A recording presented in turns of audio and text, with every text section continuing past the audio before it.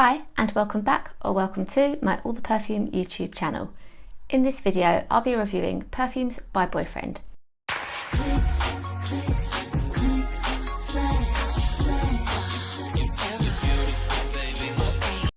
Firstly, thank you to the brand for sending me 3 of their perfumes to try.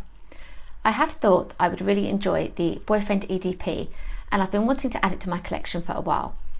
I tend to enjoy perfumes that are marketed as unisex, and I know that Tony over at Fragrance Enthusiast on Instagram really enjoys the scent as well. What I hadn't realised is that there were 3 scents in the collection to enjoy, so I'm really excited to be able to review them for you now. So here is a little bit on the background of the Boyfriend line. In 2009, Kate Walsh went through a breakup and she missed the scent of her boyfriend on her clothes and skin, and how that scent also combined with her own scent. And she thought it would be really great to create a perfume where the feeling of comfort that is evoked through that scent can be enjoyed by anybody, whether they're in a relationship or not. And that is how the first Boyfriend perfume started. Kate Walsh said she wanted a scent that would give you that cosy, delicious feeling of love. So Boyfriend was launched in 2010, and by 2011 it had made the top 20 of Sephora perfumes. However, Kate did have to pause the Boyfriend line in 2015, only to bring it back again by popular demand in 2018. This is Boyfriend. In the top of the scent we have plum and myrrh notes, in the middle night bloom and jasmine and also benzoin, and in the base golden amber, vegan musk and patchouli. And I have already worn it a couple of times and really enjoyed it, but I will give it another test now.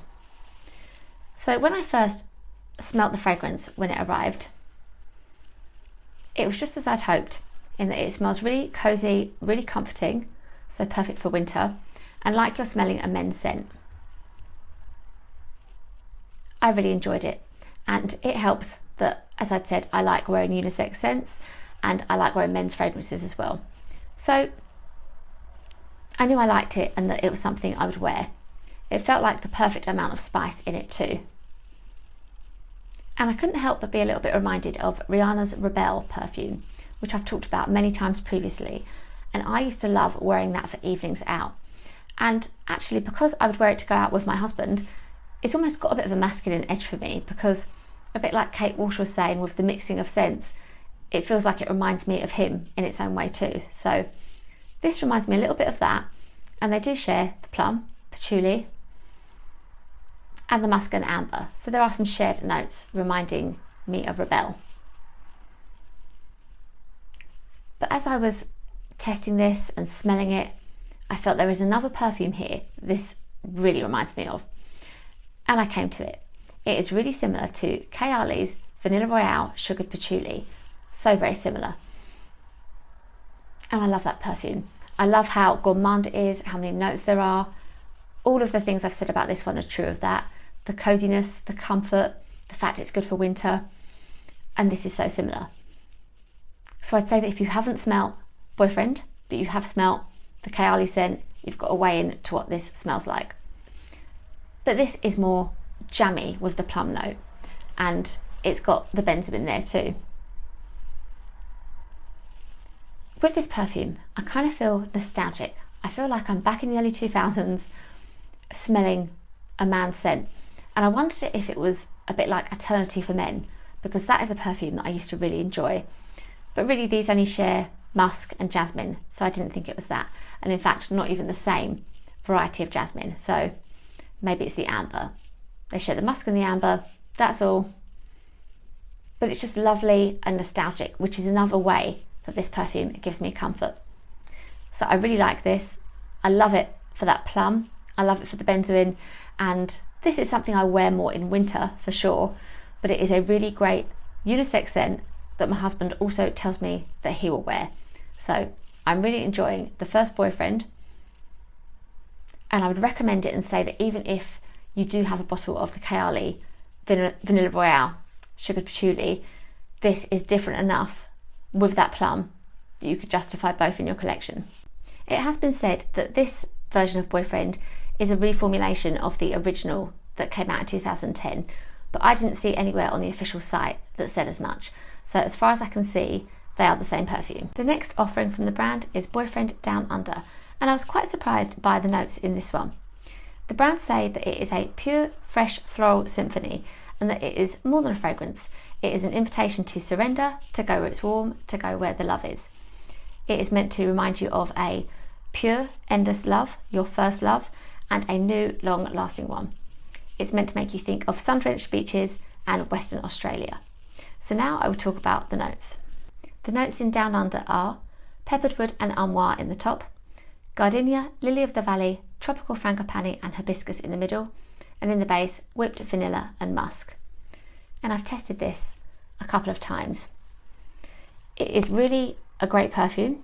It just isn't what I would expect based on that first boyfriend scent. And when I first smelled it, it just gave me such a strong early 90s nostalgic vibe. And then I thought, well, that might well be late 80s, couldn't it? If it's a perfume maybe that was in my mum's collection in the early 90s or what one of her friends wore, it could have been an 80s scent. Is it Chanel? Is it Coco by Chanel? And I was even thinking, is it a Ralph Lauren perfume that I used to wear that it's reminding me of? Even though it didn't feel maybe completely the same, it was reminding me of a perfume from that kind of era, something in the 90s. And I get a real lush white floral with this, in that kind of pure way that the brand said this would be. It's green, it's a little peppery, and it is the gardenia that is leading. So then I was thinking, I can't see how this reminds me of the beach. I'd be prepared to try it on a beach, and I wonder how it would work. I think with beach scents, I tend to go for something more tropical feeling. It just feels like a really good, strong day scent that could easily be a signature. That's how bold it is. It's smelling good, it's smelling like good quality. Then I thought, I know what it is. It smells like Love Rush by Paris Hilton. And that perfume is very green, has the gardenia note, has the vanilla, has musk. So this is absolutely similar to that one.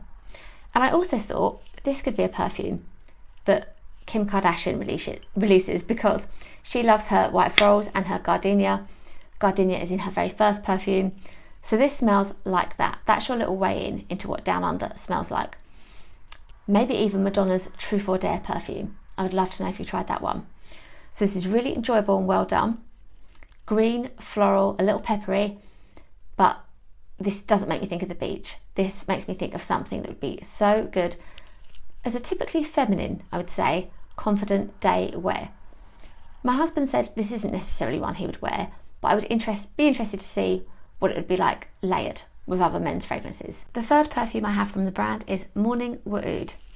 Now, these names are not particularly my kind of thing, but I've learned from the I Want Chew debacle not to judge a perfume from its name. And this one sounded great to me. The brand said it was a exciting, succulent green floral fragrance, one to have you indulging in that sensual floralcy and to get you out of your sweet dreams and just celebrate yourself in the morning. So all those things sounded really good. The notes in Morning Wood are pink peppercorn, hazelnut and bergamot in the top, ylang ylang, magnolia and iris in the middle, and tonka bean and soft musk in the base. And when I first smelled this, I found it really quite different to anything else I'd owned or tried. And my initial thoughts were a wearable oud fragrance. It is really very peppery, it is smelling good. Now I must admit that hazelnut was something I could detect more once I knew it was in there. You've got a really peppery, strong perfume that gives an oud feeling, but in a wearable way. I wouldn't feel this is something I had to save for occasions or when I didn't have any meetings. I'd happily wear this one. I just maybe wouldn't spray too much. What I found on the skin with this perfume is that it dries to something less peppery and a bit more cosy with the tonka, and the hazelnut and the gourmand element also come through on the skin then. This one is more unisex, and my husband has said he will wear it. Of course, they're all marketed as unisex perfumes, but this is one that I feel leans more towards typical unisex tastes and trends. I think it's really enjoyable. The brand say that this is a companion for all year round, and I would completely agree. It is another signature scent worthy perfume. If I had to compare this to something, I would say it would be SJP's Stash perfume. And they don't smell the same, but they both feel like a bold, confident choice. And in actual fact, with SJP's Unspoken edition of that fragrance, that had peppery notes. So perhaps this is a little similar to that version of the scent. So the brand do say that this will have you thinking of fresh linens, crisp florals and sunny citrus. And even though I do think the bergamot gives it something bright and the magnolia balances some of the other scents, to me this isn't a bright, crisp scent. This is strong, peppery and bold. So that is what I think of when I smell this. It's really well done, another signature worthy, good quality smelling scent. As I had said, the Boyfriend perfume was first launched in 2010 and then this one was brought back in 2018, as you see it here. So actually the first bottle, which I will show, was really quirky and had men's names all in the background that you could see behind the juice. I loved that, and in fact I felt like I might have seen that before on one of my America trips, but I like to think that if I tested the perfume I would have bought it there and then. Be that as it may, this new line and collection here I just think looks so good, and especially together. I love the variations in colour in the juice. They're very sleek, simple. I feel like if I didn't have the big collection I have, this would be kind of a capsule collection that I would love to be displayed, that my husband and myself could both enjoy. I really love this colour of the juice on the original Boyfriend. I think it looks really good. The boxes are quite simple and, as I say, most of the time not ones I'll keep. They just look good and classic and like good quality. When I was looking online at Boyfriend, I found Billionaire Boyfriend, and that was another throwback because along with that first version of the bottle with the men's names, I thought I've seen that Billionaire Boyfriend bottle before. I'm sure that is a scent that I'd wanted, and I think if nothing else that name Boyfriend of the brand would have had me intrigued about something marketing itself as unisex. So that kind of runs into my wish list, that I wish that Billionaire Boyfriend, promised as a citrus scent, would come back in the collection too. I love that the brand not only have candles on offer for these scents, but also car fragrance. So for my wish list, personally, I would just have this original Boyfriend in all forms, topped up, backed up, so that I can always enjoy it forever. It smells so good and so cozy, and I absolutely think it would be really good in the form of a candle in the home and in the car as well. So is the Boyfriend line worth it? Well, at the moment a 50ml bottle of one of the perfumes will cost £59.61 from Kate Walsh's Boyfriend website. And I have a kind of unspoken, so far, rule of perfumes not being more than £1 for a milliliter, which of course I have broken in the past. And these are around about that mark, aren't they? Just a little bit more. I feel like these perfumes are worth it. I think a big thing for me is the fact that they're a little bit lesser known.